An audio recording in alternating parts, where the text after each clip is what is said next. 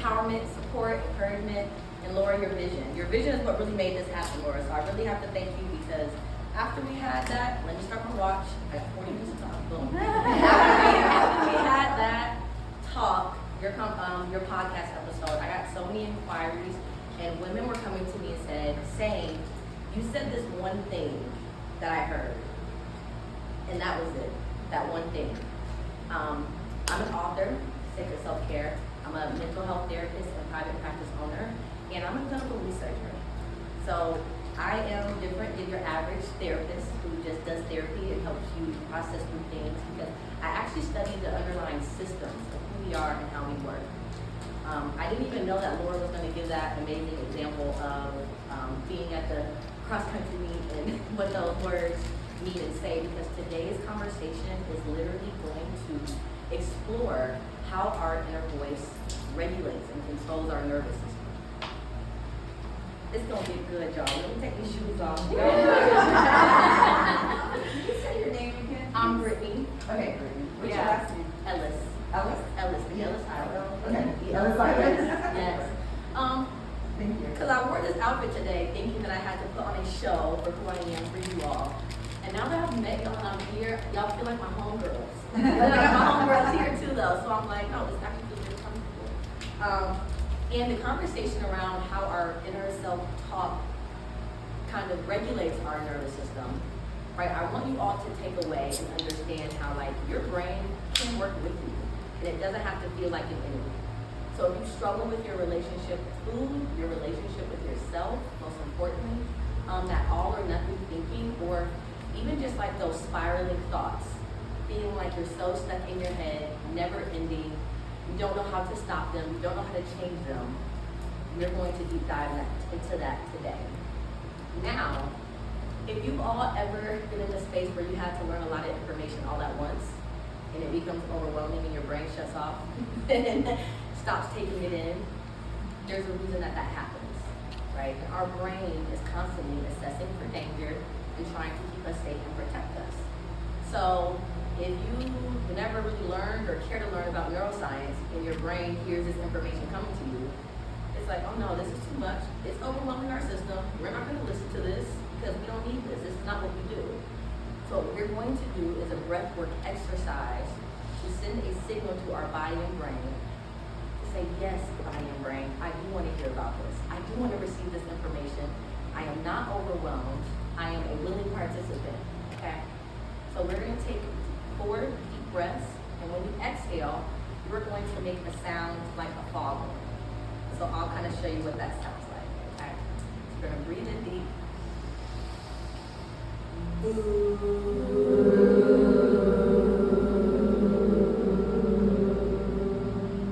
you get to the way in. And do it again a couple times.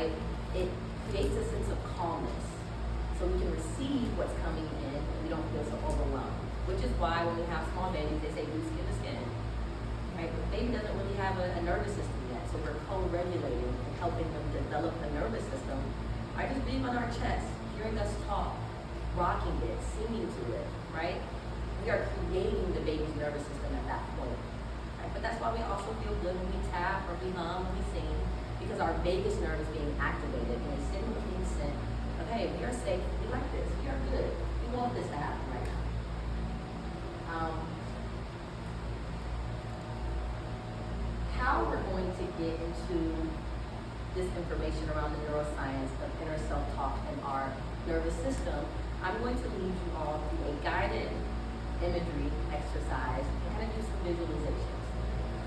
This is going to sound like a second language to some people. And I was doing this talk with my man last night, and he walked away and he's like, yeah, you a nerd. People know, like, they are coming to hear you, like, they want to know about this. I'm like, yeah, like, this is some good stuff, right? But if this is not for you, your brain is going to tune it out. So we have to engage and say, hey, no, we want to be here, we want to be present. What I want you all to do is visualize yourself as the organization or the company of your dreams. Okay? We're going to start there and set the tone. What is your company? What do you do? How do you help people? Whether you are in a high-rise skyscraper, and if you are not with capitalism, maybe you're just a mom and pop shop, or you just stay at your home and you make creative things and you sell them on the internet, but this organization gives you the money you need, the flexibility you need, the travel you want. Every need that you have and that you want is being met in this organization. Can someone share their dream organization for you? Yeah? I am a Mary Kay consultant. I've had my business for about 5 years. So my dream is to build team members underneath me. And I want to be a director. Okay. We're using your organization today, right? Because with every company, you got a CEO or the owner of that business. But there's things that you have to do with your business to make it operate efficiently, to make it profitable, and to keep your employees and your customers happy, right? To grow and expand the business. Now, have you ever worked in an environment where your management is very condescending? Oh yeah. Right, I see the head nods. Like, you make a mistake, you are reprimanded, you feel very tense, right? You don't feel like you can really be yourself. There might not be much space for growth. You don't feel like you can thrive in this environment. I don't know what them people doing to you, but but yes, you know what that feels like, right? That creates a feeling in our body from that thought alone. But then if you're a part of a company where the CEO knows you by your first name, right? You need a mental health day and they understand that. You gotta go pick up your kids early. They're like, okay, cool, do whatever you gotta do, see you later, like, have fun. You want some time off? Sure, take it. In those two work environments, we feel a very different way, right? We're going to use that environment of our company's culture as our inner self-talk. Our inner self-talk, inner dialogue, that is the company's culture. Now, if the dialogue is real mean and judgmental and critical and fear-based, there's a difference from when that inner self-talk is compassionate and supportive and encouraging. And so let's talk a little bit about what inner dialogue even is. Our self-talk is a continuous stream of thoughts, beliefs, and stories that we tell ourselves. Don't even gotta be true, but we tell ourselves these things. This is where we dwell in our mind. So when you're at the company, you feel how these people talk to you, how they interact, right? You are the company. You are the company. And so this matters so much because our inner dialogue, it perceives stress and it is going to dictate how we respond to challenges. So we're going to look at the CEO of this company. We're going to name her Patricia. Okay. And Patricia, she is in charge of planning, of organizing, of guiding the company's mission, doing everything the CEO does, right? That's our prefrontal cortex. That's right here, the front of our brain, in charge of decision making, impulse control, planning, organizing, just like a CEO, decision making.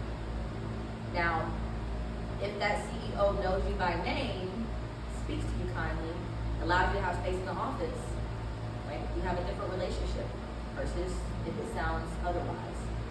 Now, say you go into a big meeting and you say, oh my gosh, I have to give this presentation. I can't do this, I'm not ready.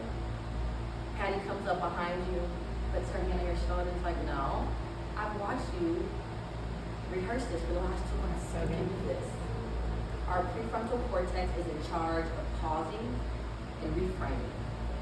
So we say, I can't do this, I'm not strong enough, I'm not smart enough. And our prefrontal cortex, when she is strengthened, and we have a good, positive, leading CEO, she steps in and says, we don't talk to ourselves like that. You got this. Don't be so hard on yourself. It is okay. She helps us reflect on these thoughts and emotions. And I want you to just keep in mind when the CEO is judgmental, condescending, and negative versus when she's compassionate and supportive, okay? The next part of our company at the Mary Kay office is the security team. And the security team is just that. Now, if you feel like you don't have an organization that needs security, you can use a fire alarm for your analogy, okay? And we're gonna call our security team Amy. And Amy is in charge for keeping harmful things out of our building, right? If there is an active threat, the security team is going to respond. If there is an active fire, the fire alarm is gonna go off. But what if the fire alarm went off every hour on the hour and kept evacuating the building? We keep going to the fire alarm, like, hey, like, no, this is, we need a new fire alarm. We're gonna call the fire marshal. This is not right. Something about this does not work. Or let's just say our receptionist comes into the building, into the lobby, and Amy tackled her to the ground, puts her in a headlock. Because she has on ugly shoes. For receptionist. And they call her like, hey, boss, come on down. Someone's in the office. It's threatening. It's an emergency. You run down. You're like, so what happened? And you see this poor old lady on the floor. And it's like, wait. She does not deserve this. Get the receptionist off the floor. Why are we arresting her? And I'm like, well, her shoes are ugly. She can't come into this building with ugly shoes. We would say, no, security team, you're overreacting. This is not dangerous. She's okay. Amy is our amygdala. Amy, the amygdala. I did that on purpose. You see that? Amy, amygdala. And our amygdala is a brain structure that is in charge of our stress responses. Meaning, if there's an active threat, if we need to fight, flight, or freeze, the amygdala is in charge of this. Now, if your amygdala sees ugly shoes as a social threat, right? Her ugly shoes are going to be on the internet. That's going to give the company a bad name. Maybe is that a valid threat? You know, it's subjective. But Amy is in charge of securing the premises. Now, you might have to retrain Amy to let her know, hey, only go off when there is a real threat, not a perceived threat, not an imagined threat, but a real, actual something that's happening. And so now we might have to just retrain our security team, AKA rewiring the brain. Because we need to have more of a better gauge of how does our body and our brain see danger. Our body is going to react the same way if we're getting chased by a cheetah, or if we have a big presentation that's due and we don't feel ready, we feel like we're going to bomb. Right? That's our nervous system. Amy gives information to the nervous system, which is like the servers of the entire building in the basement. And Amy is going to tell them, hey, we need to arrest the lady who came in with the bad shoes, or she's good to go. Now, our nervous system has two parts. That's the sympathetic nervous system and the parasympathetic nervous system. Okay? And our sympathetic nervous system is in charge of our fight or flight response, which if we're being chased by a cheetah, we need to run away. We need to fight. If we feel bad about a presentation that we're going through, we don't need to run away. We don't need to fight. We don't need to freeze. Right? So there's a way that we can now have this oneness with our body through our inner dialogue and our self-talk. Because when we have negative self-talk, it spikes amygdala activity. So back to Laura's point, when you're running and you're saying, your knees hurt, your teeth hurt, you can't do this, the amygdala is responding and saying, oh my gosh, we are in danger. I need to be doing something about this. I need to be responding to this. And looking at those two pieces of our nervous system, right? Supportive talk activates our parasympathetic nervous system, which is called the rest and digest. That is where healing occurs in our body. So during rest and digest, we feel calm, we feel safe, we feel grounded, we feel valued, heard, understood, felt, all of the nice things, right? Negative self-talk activates our sympathetic nervous system, which is fight or flight. So even saying, I'm a failure, even saying, I can't do this, we start up a whirlwind in our body, in our brain, because it is reacting as if we are in actual danger. Just by saying the words. Just by saying the words. Okay? And now I want to look at our last piece of our brain structures. I used to work in corporate America before I went back to school and got into this line of work at iHeartRadio. And I was a young 20-something, so it was like actually my first job. And I come in and I'm so excited, I'm an extrovert, so I'm like, I'm gonna make friends, I'm gonna learn so much stuff. And the first person they pair me with is a lady named Hillary. And she had been there for 25 years. So you can imagine someone who has seen the company for 25 years. She starts shit talking from the jump. Watch out for her. She always turns, she's manipulative to new coworkers. He was cheating on his wife, he just got a divorce. She overspends on the company credit card, go to lunch with her. So tell me. She has so much to say about the office. And after the first 2 weeks, I'm like, she's still going, mind you, for 2 weeks. She gave me all the dirt on everybody in the office. And then part of me is like, wow, she really remembers a lot. Right? She has been here for 25 years, but the other part is like, why does she care so much? Right? Hillary is our hippocampus. The hippocampus is like the memory storage library of our life, of our world. Right? A little structure in the brain that houses all of the memories. So when we make a statement like, I am a failure and I can't do this, the hippocampus is activated and it goes through all of the files and it finds the times that you failed, that you didn't do something, that you didn't have the materials, whatever that is. It finds it and it presents you this information as, yep, see, you are a failure. Remember that time you didn't ride that bike correctly at 3? Yeah, you are stupid. You remember the first test you took in college and you showed up late and you got a bad grade? You are a failure. But if we say to ourselves, I can do this, I am smart, I am strong, this doesn't define me, the hippocampus scrimmages through the Rolodex of things and it finds all the times that you were strong, that you felt capable, that you could do it, right? Further showing the point of how our inner self-talk, what we are saying to ourselves, that dialogue, it is actively sending these signals to our brain and harnessing the energy that we put out for ourselves and for others, right? So those are our 3 brain structures I want you to take away. And I say all that to say, our brain is not like a passive receiver. It is actually actively shaping your nervous system based off of the information that you feed it. So if you're the CEO that's condescending, judgmental, and it's either this or it's that, and you're fired, right? You would be on edge if you came to work every day. It's almost like either you make 1,000 calls and make 1,000 sales, or you don't have a job. That's all or nothing thing. And it's really unrealistic considering life will never be a space where we can do everything, right? It'll never be that. So I think, like you said, Lord, acceptance.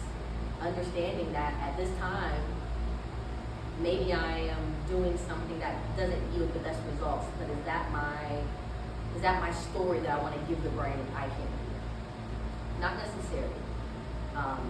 So I want to pause here, now that I've given you all this information. Is there anything coming up for anybody? Yeah? So I took your exercise a little bit differently. I feel like when you asked what would my organization look like, I like pictured a building that was professional but had gardens, like where there's like an alignment of excellence, but like there's the grace of like walking outside and I love how you talked about like speaking to ourselves with that kindness, but that honor a vision too. So that was what came up for me, is just like this really neat. I'm from California, so like the idea of like this beautiful excellence, but also like an outside garden where you can like go on the grounds and really think outside of the box, because they always say that leaders need time to think, and I think oftentimes we don't give ourselves. We're so in the nervous system stress of movement and busyness and apps and responsibilities externally, or even the social media like nonstop voices, where it's just there's just a white noise in our culture right now that is always going. And so to stop and really put your attention to some of the things you pointed out is really powerful. Thank you for that, Juliana. And the difference between a gazelle getting chased by a cheetah is when it gets chased, the amygdala reacts, it flights, it runs away, and then when it's no longer being threatened, right, it turns off. And it goes back to being a cute gazelle with his family eating and doing his thing, right? What's different about us and who we are now in the age of technology, in the space of do and social media, is the amygdala turns on social media. It turns on nervous system dysregulation, kids, finances, money, work stuff, self-talk, right? So there has to be a space and a time in your life where you can practice being in a space with yourself that you feel safe, which we harness that through internal dialogue and self-talk, to where that switch turns off and our parasympathetic nervous system turns on and our body says, we are safe, I feel okay, right? We are calm. That is where healing occurs, in that parasympathetic nervous system. Now for the good stuff, because I know y'all came here for the answers. So you're like, okay, now I know all about the brain, yay. Now what do I do with Hillary, Amy, and Patricia? How do I retrain my security team, right? Because that's what we really need to do. We need to either get a new fire alarm, or we need to have not a mechanic. What do they call when they come to your house and they fix something? Handyman? Yeah. We need a handyman to come look at the fire alarm, because there's no reason why it should be going off every hour on the hour, right? We need the guy who does Fix My Bar. He walks into your bar as a secret shopper, tells you all the things that's wrong with it, and give you this feedback. We need that for our security team, because they have to be retrained. And how we're going to do this retraining is through neuroplasticity. Okay? Neuroplasticity is our brain's ability to change and adapt through new neural connections. Right? So think of neurons as like these individual things. And every time you repeat something, right, they open up and they get closer and closer together and they form a connection or a pathway in your brain. Right? This is why good habits become automatic and bad habits become automatic too. Because over time, when you repeat these things, neural pathways form. So we're not even going to just retrain the security team. We're actually going to demolish the building. Okay? And so the awareness that you all receive today is tearing down the old walls in the office. So now that you have this newfound awareness and this information, think about building up the rooms or your space as repetition. Whatever you do enough, neural connectivity will follow. Okay? And then I want you to think about interior designing and making your office beautiful as the emotional investment you put into this change. Right? The engagement that you do when you are stopping those thoughts or reframing them. Okay? Now I want to get a gauge in the room because I have two specific skills, but I want to see a show of hands of ladies who feel like they are very in their head. A lot of thinking, never ending, doesn't stop. Okay, very in the head.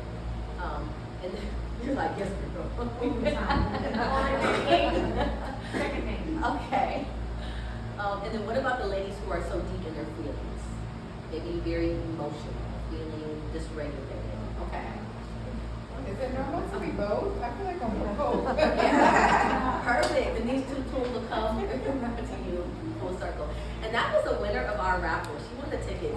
Right? Yes. Welcome, welcome. Thank you so much for being here and coming. So, looking at these two tools, we're going to see the new neurons that we are going to implant as new employees, right? And when you're getting new employees, chances are your corporation is either growing or your retention is real bad. You got a high turnover, right? But these new employees are neurons, right? And when we get to training them, whatever they do a lot, they're going to become faster and more skilled and become more confident in their jobs, right? And then we have that use it or lose it type of aspect, right? That's called synaptic pruning, meaning whatever we don't use, our brain is going to cut out to conserve energy. What's it called again? Synaptic pruning. Pruning? Synaptic pruning, kind of how you like prune in a garden. So the synapses, those things that are connecting, when we don't need them or we're no longer using them, we cut them off, right? And then another aspect of this is neurogenesis. Now, new neurons can be planted, new neurons can grow. Bad thing is it slows with age. So you have to be real intentional about the growth, right, and placing it there. But learning a new recipe promotes neurogenesis. Taking on a new hobby or skill, learning an instrument, doing something that feels a little uncomfortable. Being uncomfortable promotes neurogenesis, right? And that's a good thing, because we want all the neurons to come in, we want the newness, because then they're going to start connecting with one another, right? And now we have these new pathways where our inner dialogue doesn't seem judgmental and condescending and fear-based, right? It feels encouraging and very compassionate. Now, for those who feel like they are an overthinker, we need to get you in your body. For people who feel like I am just so much of a feeler, we got to get you into your head. And so first, how do we get ourselves in our body? Number one, when we are stressed, of course, if you have the capacity, when you are stressed, you're going to stop and you're going to locate where you feel the sensation in your body. That is step one. And that's really the basics of somatic work. We can think all we want, but your body is getting in stimuli and making decisions before logic can even get there. Which is why, has someone ever been around you and you're like, I don't know about them. I feel something about that energy. Something about them don't sit right with my spirit. And then 3 months later, you're like, she was a liar. She was a manipulator. No, she talks trash about everybody in the office, whatever. Our body feels something before the logic can really follow. So what you're going to do first when that stress response or that stress comes, you're going to locate it in your body. Do you feel your stomach flooding? Do you feel like you get hot? My thing is, when the heat rises, I know, okay, something got me. It's not even too hot, but even when it starts, if you're fidgety, if you're, you gotta flick something, do you hold tension in your neck or in your jaw? Do you clench your teeth? So find out where it is in your body and what's happening. Next, I want everybody to get their phone out. Now I want you to go to feelingswheel.com. Okay. Feelings? Feelings with an S, plural. Feelingswheel.com. Fun fact, we printed that on my fridge. Yes. Come on, feelings wheel, making an appearance. All the therapists in the room like, yes, feelings wheel. So step one, we are going to locate where it is in our body, and then step two, we are going to give it language, right? And what you'll see from the feelings wheel, internally, those are our core emotions, and it's all color coded. So as you move a little further out, you'll see it gets more descriptive.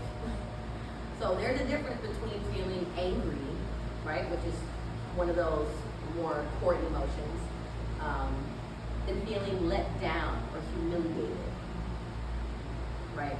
Still in the same anger bubble, but as you move out, it gets a lot more descriptive. So this is how we ground ourselves in our body. We locate where it's coming up. Okay, I feel heaviness in my chest right now. This is how it will look like in practice. All right, I just got some bad news. Oh my, let me stop. Where am I feeling this? We do a quick body scan. Think about from your toes on up. Where do I feel this? Okay, I feel this in my chest. I'm feeling short of breath, and my chest feels very heavy right now. I feel this heaviness in my chest, right? And then we go to the feelings wheel and we give it language. The more you use the feelings wheel, the more your vocabulary is going to expand around what your feelings are. Because the males who come in my office, how you feeling? Good, sad, happy. It's like, what other three emotions do we have outside of that? We need language. And the moment we get language, and we can assign language, this helps decrease amygdala activity. Right? So we are tapping straight into the source, checking in with our body, assigning it language, and sitting with that. And when we sit, we strengthen the amygdala. We lower its reactivity, and we are retraining it. We are teaching it humiliation is not life or death, right? Social rejection is not something I need to fight or flight from, or even freeze through, right? Being let down is not me getting chased by a cheetah. Because remember, getting chased by a cheetah and feeling humiliated may give you the same reaction. So to help that reaction not be so high, which is the security team tackling the lady in the lobby, we're getting rooted in our body where we feel it, and then we're giving it language. Okay? Next, for those who say they're a big feeler and you're in those moments of deep feeling, we're going to put you back into your head through CBT, which is cognitive behavioral therapy. That is the foundational framework of that book. CBT just shows us that our thoughts, our feelings, and our behaviors, because it's going to be two, so I can actually show you all the visual. It shows us that our thoughts, feelings, and our behaviors all work in a cycle with bi-directional arrows in between each. Meaning, if I think that I am unworthy, Jen, how do you think that would make me feel? Okay. Yes. And if I'm sad, frustrated, and hurt, how do you think I would behave, Dawn?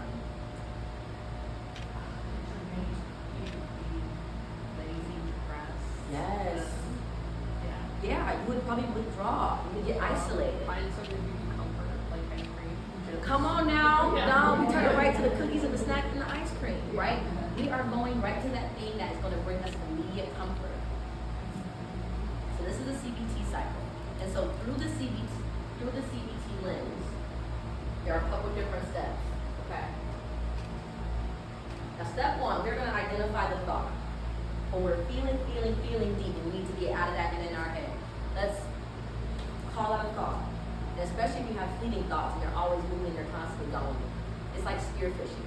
Throw it out there and see what the fish is. You pull it out, what does that thought say? The thought says, you're unworthy of this race because you're going to be last. You're not doing as well as these other ones. So first we pull out our thought. Now my thought says, I'm undeserving of snacks because of how I look, or I don't follow said regimen. You identify the thought, and then next we're going to find evidence. Step two is finding evidence. We find evidence of if the thought is real or true or not. Now, if I say I'm a failure, I'm so stupid, I'm a failure, let me find the evidence. I went to school, I take care of kids in a household, right? I'm competent enough to pay bills. All of these things that I do shows that I'm not stupid, shows that I am capable. And so the evidence will suggest that this thought is irrational. So if we don't have any evidence to support our thought is irrational. Now, I'm also a realist. I'm a millennial therapist. So I'm realistic, meaning sometimes there is evidence that suggests and promotes a thought, right? So if for the last 6 weeks, I have not been talking to myself well, I've been being mean to all the relationships around me, I've been super moody, not giving my kids attention. And I say, wow, these last couple weeks, you have not been yourself. Like, I don't like this shoe I've been seeing the last couple weeks. But But I look at the evidence and it's all those things that I listed, and it's like, no, that's a rational thought, babes. You're being a little, it's not pleasant to be around you if you're acting like that. So sometimes our evidence will suggest that our thought is irrational, and other times it will be rational. If your thought is irrational, our next step is challenging the thought. That's step 3. We then challenge the thought. And with challenging comes reframing. So if my thought is I am a failure, and I find evidence that suggests that I'm not a failure, challenging the thought would maybe be either talking through, well, no, you're not a failure because look at these things that you accomplish and you continuously do and how you show up for yourself. A failure couldn't do that. And then reframing is actually affirming that thing. Step 4 is reaffirming. So it's actually saying, I am not a failure. Remember, our bodies is responding to this inner dialogue and the things that we're saying. So if we say I'm a failure, the hippocampus is going to go look up and see the time that you failed and reaffirm, yes, you are a failure.